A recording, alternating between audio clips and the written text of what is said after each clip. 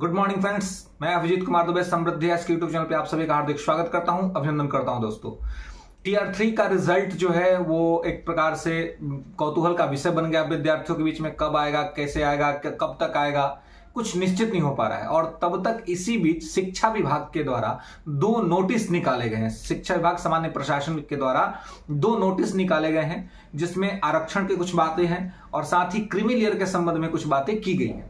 इन पे हम समझेंगे कि ये आरक्षण का पूरा क्या मैटर है और साथ ही क्रीमी लेयर का क्या मैटर है, इसमें क्या कहा गया है। हालांकि ये समझने का प्रयास करेंगे कि क्या ये नोटिस पर नोटिस जो लाया जा रहा है, हालांकि जो बातें नोटिस में लिखी गई हैं वो लगभग सब लोगों को पता ही है, उसमें कुछ बहुत नया चीजें तो नहीं निकल के सामने आई है। लेकिन बार बार नोटिस आना, नोटिस ले आकर के देना और ये करना, ये कहीं ना कहीं लग रहा है कि रिजल्ट को कहीं ना कहीं विलंब कराया जा रहा है।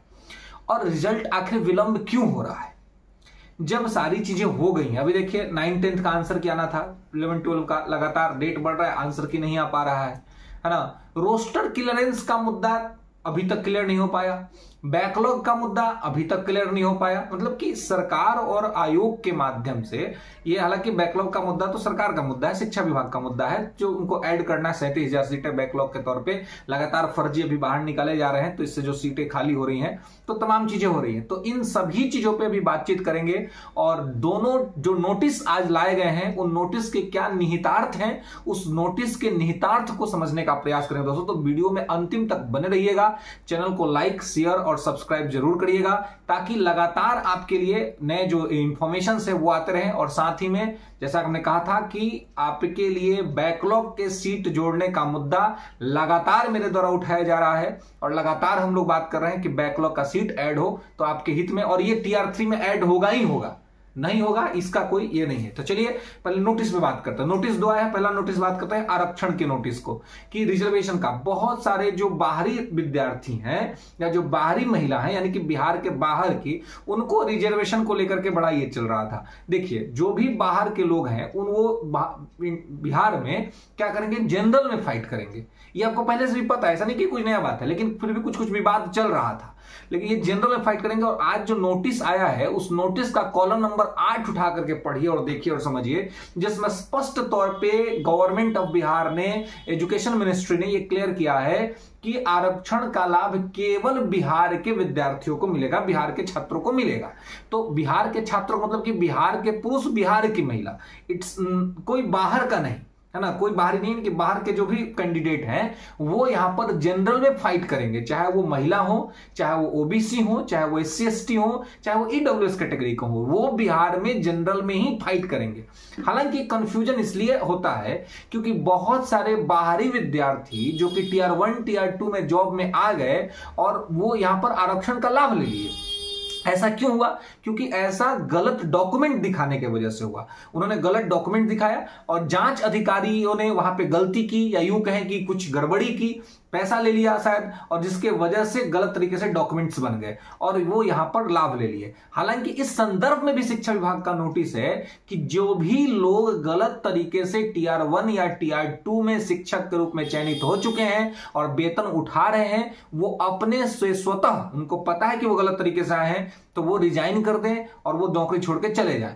अन्यथा उन पर दंडात्मक कानूनी कार्यवाही की जाएगी और उनसे जितना वो वेतन वसूल है वो वेतन उनसे लिया भी जाएगा, यानी कि उनको कंपनसेट करना पड़ेगा। तो आप समझ सकते हैं, तो जो लोग गलत डॉक्यूमेंट या गलत डाटा बना करके बिहार में आकर के बिहार में कोटिवार आरक्षण में आरक्षण का लाभ लिए हैं, उनके लिए ये चीजें जो है सो वो गलत तरीके से लिए हैं। यहां पर कॉलम नंबर 8 में आज शिक्षा विभाग के नोटिस में यह स्पष्ट क्लियर है कि आरक्षण का लाभ केवल बिहार के विद्यार्थियों को ही मिलेगा, बाहरी विद्यार्थियों को नहीं मिलेगा। हालांकि बाहर के विद्यार्थी एग्जाम देंगे और ये यहां पर क्या करेंगे, तो जनरल में फाइट करेंगे, उसमें कहीं कोई दिक्कत और कोई समस्या इनको नहीं होगी। ठीक है, तो ये बात है। इसके अलावा और भी तमाम चीजें हैं कि जो आरक्षण जो मिलता है, तो आरक्षण का लाभ जो भी महिलाओं को लेकर के खासकर विवाद है, महिलाओं को थोड़ा सा दिक्कत हो रहा है समझने में कि क्या है। तो देखिए, आपकी जो जाति है, जाति के आधार पर ही हमारे यहाँ रिजर्वेशन मिलता है ना। क्या हम लोग रिजर्वेशन किस बेसिस पे देते हैं?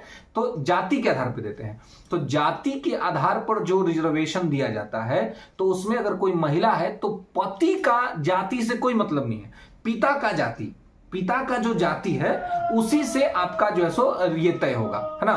तो हालांकि हम लोग के यहाँ सेम कास्ट में ही तो शादी होता है, हालांकि कोई इंटर कास्ट मैरिज अगर होते हैं तो वहां पर महिला की जो जाति है वो उनके पिता की जाति ही मानी जाएगी, तो पति की जाति नहीं मानी जाएगी, ठीक है। तो यहाँ पर इसको ध्यान रखेंगे। तो पिता की जो जाति है उसी से आपका आधार वो आपका जो डॉक्यूमेंट से वो बनेगा और उसी के आधार पे आपका जांच होगा।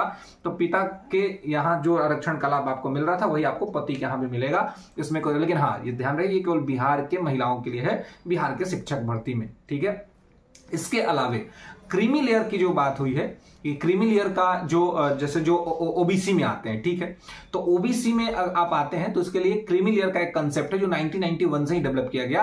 क्रीमी लेयर को हिंदी में कहते हैं मलाईदार परत। ऐसे जो जाति जो ओबीसी में आ रही है, ठीक है, जिनको कि आरक्षण का लाभ मिलता है, लेकिन उसमें से ऐसे लोग जिनका स्थिति अच्छा हो गया, यानी कि जो अब गरीब नहीं है, अच्छा खासा पैसा हो गया, अमीर बन गए हैं, तो ऐसे लोगों को एक क्रीमी लेयर सर्टिफिकेट बनवाना होता है ना। मतलब जो लोग गरीब हैं उनको बनाना पड़ता है नॉन क्रीमी लेयर का, कि भाई हम क्रीमी लेयर में नहीं आते हैं, है ना। तो जो लोग क्रीमी लेयर में नहीं आते हैं, मतलब कि अभी उस जाति में वो लोग गरीब हैं, तो उनको आरक्षण का लाभ मिलेगा। आज जो लोग क्रीमी लेयर में आते हैं उस जाति में, उनको आरक्षण का लाभ नहीं मिलेगा। तो सब जो छात्र आरक्षण का लाभ लेना चाहते हैं ओबीसी के अंदर में, उनको नॉन क्रीमी लेयर बनाना पड़ता है। तो अगर आपने बनवाया है और वो और आपकी आय बढ़ी नहीं है, आपका आय सेम ही है, वो बढ़ा नहीं है, तो उसमें आपको फिर से नया क्रीमी लेयर बनाने की आवश्यकता नहीं है, बल्कि पुराना ही क्रीमी लेयर है उसको आपको अपडेट करवा लेना। एक शपथ पत्र देना है आपको कि हमारी जो पुरानी आय है वही आय रह गया है, अभी हमारा आय बढ़ा नहीं है, इसलिए हम नॉन क्रीमी लेयर में है, तो इसमें आपका काम हो जाएगा। ये सारा डॉक्यूमेंट टीआर3 के सभी कैंडिडेट जरूर से जरूर रेडी कर लीजिए मित्रों, क्योंकि इस बार हम लोग लगातार डिमांड कर रहे हैं कि डॉक्यूमेंट वेरिफिकेशन पहले होगा। तो पहले अगर डॉक्यूमेंट वेरिफिकेशन होगा तो आपका सारा डॉक्यूमेंट रेडी होना चाहिए, ये चीज आप ध्यान रखिएगा। और यही आज का ये इंपॉर्टेंट नोटिस था। साथ ही रोस्टर क्लियरेंस का मामला अभी अटका हुआ है, 50% में ही आप लोग विवाद मत पड़िएगा। कुछ लोग 65%, 75% का हवा अभी भी चल रहा है, लेकिन ऐसा कुछ नहीं होने वाला है। 65%